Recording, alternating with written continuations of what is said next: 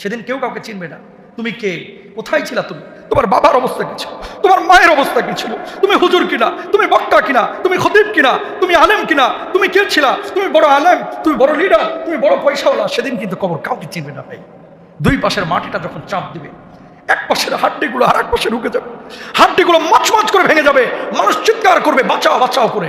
সেদিন কেউ কারো কথা শুনবে না, সেদিন আর কোনো সুযোগ নাই।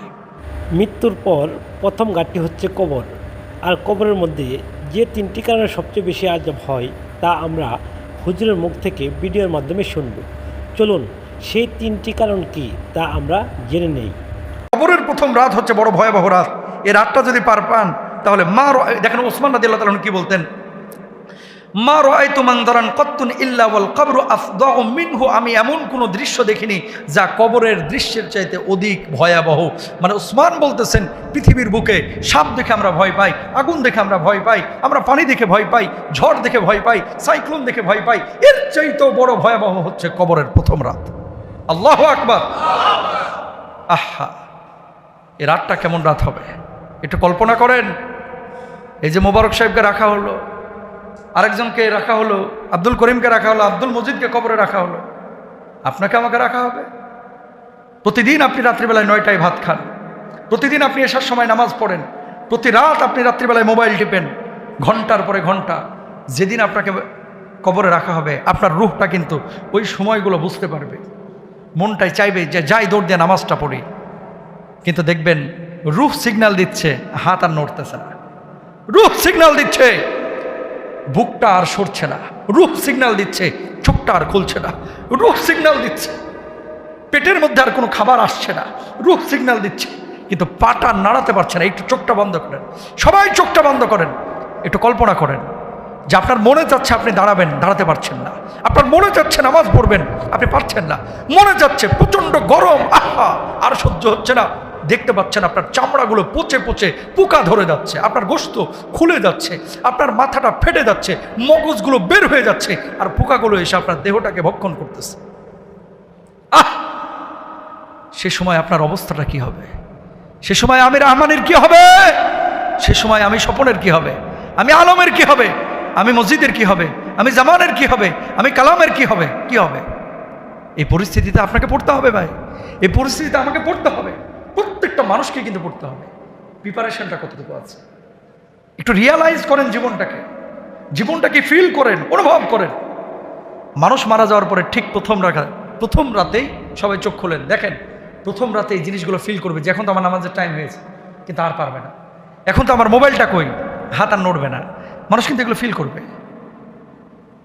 আল্লাহ রাব্বুল আলামিন প্রথম রাত এই কবরের বড় ভয়াবহ রাত বানিয়েছেন। এই রাতের মুখোমুখি আপনি যদি হতে চান হবেন, যে সুখকর একটা মুহূর্ত তৈরি হোক, ভালো একটা রাত তৈরি হোক, আল্লাহ রাব্বুল আলামিন কিছু কাজ করে বলে দিয়েছেন। 1 নাম্বার কাজ, সূরা মুলকের আমলটা করবেন সবাই রাতে ইনশাআল্লাহ। বলেন, আমার নবীজি বলছেন মাগরিবের নামাজের পরে রাত্রিকালীন সময়ে কোনো ব্যক্তি যদি সূরা মুলক আদায় করে আর ওই রাত্রে যদি কোনো ব্যক্তি ফজর আগ মুহূর্ত পর্যন্ত এই সময়ের মধ্যে মারা যায়, আল্লাহ রাব্বুল আলামিন ওই ব্যক্তির কবর আযাব গজবগুলোকে মাফ করে দেন।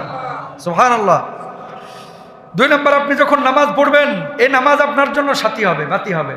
3 নম্বর, মান আদা মসজিদান আদা আল্লাহু লাহু নূরান ফিল কবর। কেউ যদি মসজিদ নির্মাণ করে, মসজিদে বাতি জ্বালায়, মসজিদটাকে আবাদ করে, মসজিদে নামাজ পড়ে, ওয়া রাজুলুন কলবুহু মুআল্লাকুম ফিল মাসাজিদ, মসজিদের সাথে হৃদয়টাকে সম্পৃক্ত করে রাখে, আল্লাহ রাব্বুল আলামিন আরশের নিচে যেমন ছায়া দিবেন, আমার আল্লাহ রাব্বুল আলামিন তার কবরের জিন্দেগিটাকে সুখের জিন্দেগি বানায় দিবেন। জোরে বলেন সুবহানাল্লাহ।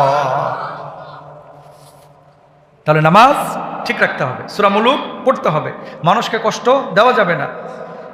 এরপরে মুনকার নাকির আসবে, আসার পরে কি বলবে? মার রব্বুকা ওমা দীনুকা ওমান নাবিয়ুকা মান হাযার রাজুল। এই ব্যক্তিকে জিজ্ঞেস করবে। এখন আপনি বলবেন যে হুজুর ও আমার মুখস্থ আছে, কি জবাব দেব? বাংলায় তো সেদিন জবাব দিতে পারবেন না, আরবিতেই দেওয়া লাগবে। হুজুর এখন আরবি শিখবো কোথায়? না, এটা আরবি আর শিখা লাগবে না, যদি আমল ভালো নিয়ে যাইতে পারেন অটো মুখ থেকে আরবি চালু হয়ে যাবে। জোরে বলেন সুবহানাল্লাহ। কোনো বুড়া মানুষ জান্নাতে যাবে না, কোনো বুড়া মানুষ না, সাদা দাড়ি পাকা চুল পাকা একটা বুড়া মানুষও জান্নাতে যাবে না। টেনশনে পড়ে গেছে আমার মুরব্বীরা, জান্নাতে যাবে না বুড়া মানুষ। কেন? আল্লাহ তাআলা আপনাকে আমাকে তাগড়া যুবক বানায় দেবেন। জোরে বলেন সুবহানাল্লাহ। লম্বা হবেন কয় হাত? 60 হাত। জোরে বলেন কয় হাত? 60 হাত লম্বা হবে। আল্লাহ তাআলা তাকড়া যুবক বানায় দেবে, সেদিন দাড়িগুলো কালো হয়ে যাবে। আল্লাহু আকবার। তো টেনশনের কোনো কারণ নাই যে হুজুর বাংলা তো পারি না, আরবিতে আবার জবাব দিব কিভাবে। আরবিতে জবাব আপনাকে মুখস্থ করা লাগবে না, এমনি আল্লাহ সুবহানাহু ওয়া তাআলা ব্যবস্থা করে দেবেন। জোরে বলেন সুবহানাল্লাহ। এরপরে দেখেন বিশ্বনবী সাল্লাল্লাহু আলাইহি ওয়াসাল্লাম কি বলছেন। আল্লাহ নবী বলছেন ফায়ুফসাহু লাহু ফি কবরিহি মাদ্দা বাসরিহি। মুমিন ব্যক্তিকে যখন আল্লাহ রাব্বুল আলামিন কবরের মধ্যে ঢুকাবেন, আল্লাহ রাব্বুল আলামিন তার দৃষ্টিসীমাকে এমনভাবে প্রশস্ত করে দিবেন, কবরটাকে আল্লাহ রাব্বুল আলামিন এমনভাবে প্রশস্ত করবেন, আল্লাহ রাব্বুল আলামিন যত দূর পর্যন্ত দৃষ্টি যাবে তত দূর পর্যন্ত তার কবরটাকে প্রশস্ত বড় বানায় দেবেন। জোরে বলেন সুবহানাল্লাহ। এটা মুমিনের পুরস্কার যে কবরটা এত বড় হবে, আপনার দৃষ্টিসীমা যদি 10 কিলোমিটার যায়, দৃষ্টিসীমা যদি 3 কিলোমিটার যায়, দৃষ্টিসীমা যদি 4 কিলোমিটার যায়, যত দূর পর্যন্ত আপনার দৃষ্টিশক্তি যাবে, সীমা যাবে, আল্লাহ রাব্বুল আলামিন আপনার কবরটাকে অত বড় বানায় দেবেন। লাভ না ক্ষতি? লাভ। সুবহানাল্লাহ। তাহলে মুমিনের জন্য পুরস্কার কয়টা? মুমিনের জন্য 5টা পুরস্কার। কয়টা?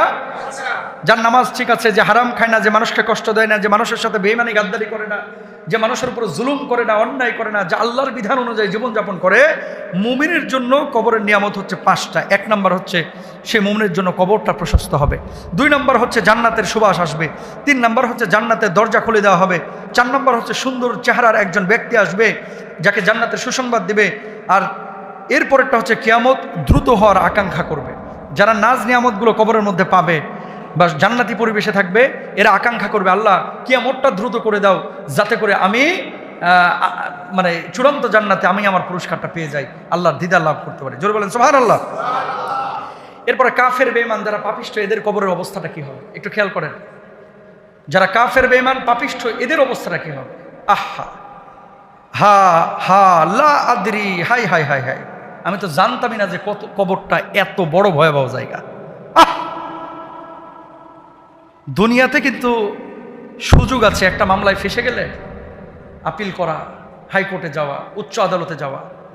একজন ভাই আমার সাহায্য সহযোগিতা এগিয়ে আসতে পারে, আমার ছেলে আসে, আমার বিয়ে আসে, আমার লিডাররা আসে, কিন্তু কবরের মামলায় ফাইসা গেলে ভাই আর পার কোনো উপায় নাই। আপনি যেই হন না কেন, হে ডোনাল্ড ট্রাম্প হোক আর মোহাম্মদ বিন সালমান হোক আর আয়াতুল্লাহ খামেনি হোক, প্রেসিডেন্ট হোক আর রাষ্ট্রপতি হোক, হুজুর হোক আর বক্তা হোক, কবরের মামলায় ফাইসা গেছে তো শেষ। কি হবে তাদের?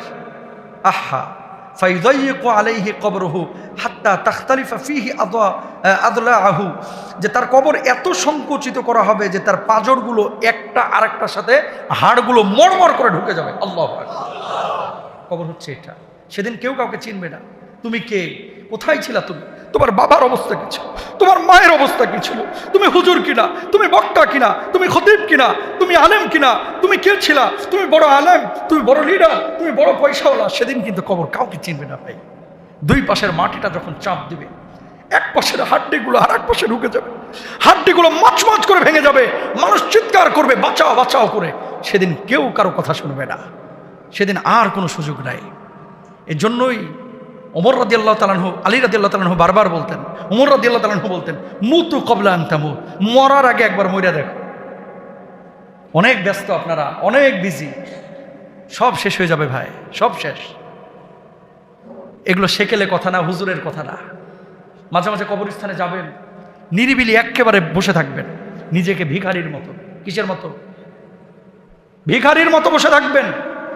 যাহারে এই মানুষটা তো কত বড় লিডার ছিল, কত বড় হুজুর ছিল, কত বড় বক্তা ছিল। আরে আমার আব্বাটা বাড়ির মধ্যে যখন কথা বলতো থরথর করে সবাই ভয়ে কাঁপত। আজকে আমার বাপটা 30 বছরে এই কবরে পড়ে রয়েছে, কোনো আওয়াজ নাই। বলেন না? এই যে আমার স্বপন ভাইয়ের আব্বা চেয়ারম্যান ছিল না, কত প্রভাব ছিল, অথচ শেষ বয়সে অসুস্থ হয়ে গেল বেচারা, আর কোনো কথা বলে নাই। খুব খেদমত করেছে, আল্লাহ চাচাকে মাফ করে দেখ, আমিন বলেন। সব বাবারাই কিন্তু একটা বয়স থাকে এরকম থরথর করে কাঁপাইছে, নিথর দেহে কবরে পড়ে আছে। একদিন আপনার আমার পরিস্থিতি তাই হবে। এজন্য কবর বড় ভয়াবহ জায়গা। কবরের পাশে গিয়ে বসবেন, অন্তত মাসে একবার একটু রিয়ালাইজ করবেন যে কোথায় যাচ্ছি, আমার গন্তব্যটা কোথায়, আমার পরবর্তী সিচুয়েশনটা কি হবে, এটা আমাকে একটু ফিকির করতে হবে ইনশাআল্লাহ। আন-নারু ইউরাদুনা আলাইহা গুদুওয়া ওয়া আশিয়া, তাদেরকে সকাল সন্ধ্যা আগুনের সামনে উপস্থিত করা হবে। আপনি মনে করেন না যে কবরে দাফন কাফনের পরে খালি মাটি দিলাম চলে আসলাম শেষ, না। আমার আল্লাহ বলছেন কুরআনুল কারীমের মধ্যে যে সকালে এবং সন্ধ্যায় 2 বেলা তাদেরকে কবরের মানে আগুনের সামনে তাদের রূহগুলোকে উপস্থিত করা হবে, সকালে এবং সন্ধ্যায়। সেদিন কি হবে বলেন? কোনো উপায় নাই ভাই, কোনো উপায় নাই। এজন্য নিজের কবরে যেহেতু নিজেকেই যেতে হবে, নিজের প্রস্তুতি নিয়ে যেতে হবে। কবরে আযাব হয় সবচাইতে বেশি যে সমস্ত কারণে, 3টা কারণ। জোরে বলেন কয়টা? এই পেছনের ভাইরা বলেন কয়টা? একবারে লিখে নেন কলিজার মধ্যে। নামাজ না পড়ার কারণে, রোজা না করার কারণে সবচেয়ে বেশি আযাব হয় না, এটা গুনাহ। কিন্তু সবচাইতে আযাব বেশি হয় মাত্র 3টা কারণে। 1 নাম্বার কি দেখেন, ইন্নাহুমা লা ইউআযযিবানি ওয়া মা ইউআযযিবানি ফি কাবীরিন। আল্লাহর রাসূল সাল্লাল্লাহু আলাইহি ওয়াসাল্লাম 2টা কবরের পাশ দিয়ে হেঁটে যাচ্ছেন।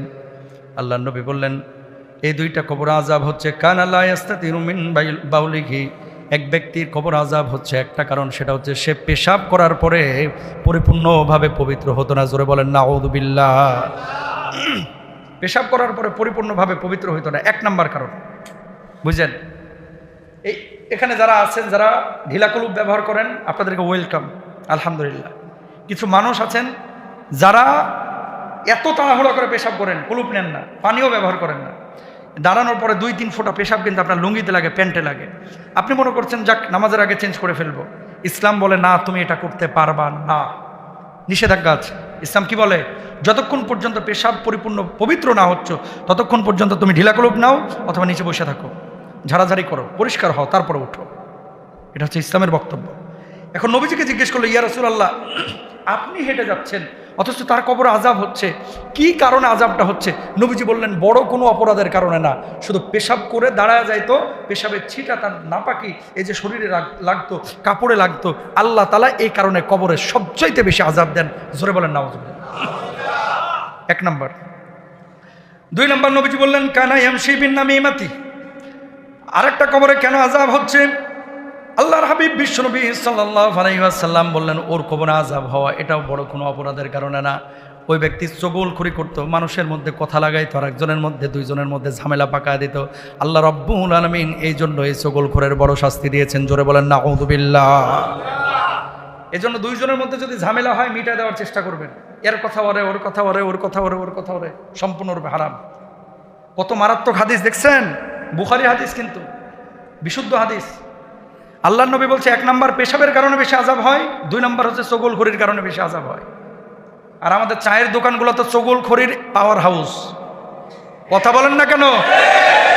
হুজুর জুমায় কি বয়ান করছে, ইমাম কি করছে, লিডার কি করছে, চেয়ারম্যান কি করছে, এমপি কি করছে, এই সব গীবত হচ্ছে চায়ের দোকান আখড়া। এগুলো মসজিদে হয় না, হয় কোথায়? চায়ের দোকানে। এই জন্য চায়ের দোকানগুলো নিয়ন্ত্রণ করতে হবে। চা না, চায়ের দোকান। খাইতে যান, কিন্তু এই চগলখড়ি, গীবত, পরনিন্দা, তহমত এগুলো আমরা কেউ করব না। এগুলো আলোচনা হবে সংসদে। চায়ের দোকানে আপনি আলোচনা করে ঘোড়ার ডিম হবে। এগুলো আপনি কি করবেন আলোচনা করে? বাপরে বাপ, ভোটের আগে চায়ের দোকানে যেন একজন স্পিকার। কথা বলেন না কেন? এই স্পিকারগিরি চায়ের দোকানে করে লাভ নাই। এটা যারা নীতি নির্ধারক তারা করবে, আপনার দায়িত্ব এটা না।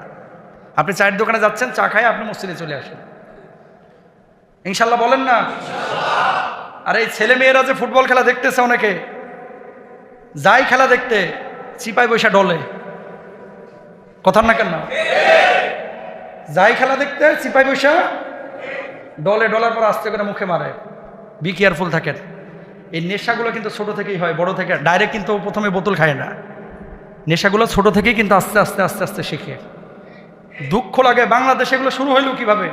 টিএসসিতে দেখি জার্সি পরে মেয়েরাও সিগারেট খাচ্ছে, ফেসবুকে দেখা যাচ্ছে। বাবা হিসাবে আপনার দায়িত্ব নেওয়া উচিত। বিড়ি খেলে তো বোঝাই যায়, যেই মেয়ে বিড়ি খোর, এর সাথে যদি ছেলে বিয়ে দিচ্ছেন, এই পরিবারটার জাহান্নামের টুকরা বানায় ফেলাইবে। মেয়েরা আবার স্মোক করে কিভাবে? এখন শিখছে, স্বাধীনতা। খবরদার কোনো মেয়ে, কোনো ছেলে আপনারা স্মোক করবেন না, ইনশাল্লাহ বলেন। 3 নাম্বার সবচেয়ে বেশি আযাব হয় কবরে, কি কারণে? এটা বলে আলোচনা শেষ। আর রজুল ইয়াকদিবুল কাদিবা, মিথ্যা কথা বলার কারণে। তাহলে 1 নাম্বার পেশাব, 2 নাম্বার চগলখড়ি, 3 নাম্বার হচ্ছে মিথ্যা। আর সিদকু ইউনজি ওয়াল কিযবু ইউহলিক, সত্য মানুষকে মুক্তি দেয়, মিথ্যা মানুষকে ধ্বংস করে। আর মনে রাখবেন, একটা মিথ্যাকে প্রতিষ্ঠিত করতে এর সাথে আরো 10টা মিথ্যা বলা লাগে। কথা বলেন নাকি? যারা যত মিথ্যা কথা বলে এরা এই মিথ্যা কথাকে প্রতিষ্ঠিত করার জন্য আরও সাথে 10টা বলা লাগে। এই জন্য সবসময় যেটা পারেন সেটা বলবেন, যেটা পারেন না সেটা বলবেন না। জান চলে যাক, জীবনে মিথ্যা কথা বলবো না, ইনশাল্লাহ বলেন। সম্মানিত ভিউয়ার্স, ভিডিও সম্পর্কে আপনার মতামত কমেন্টসে লিখবেন। ভিডিওটি একটি লাইক দিয়ে চ্যানেলটি সাবস্ক্রাইব করে রাখবেন। আসসালামু আলাইকুম।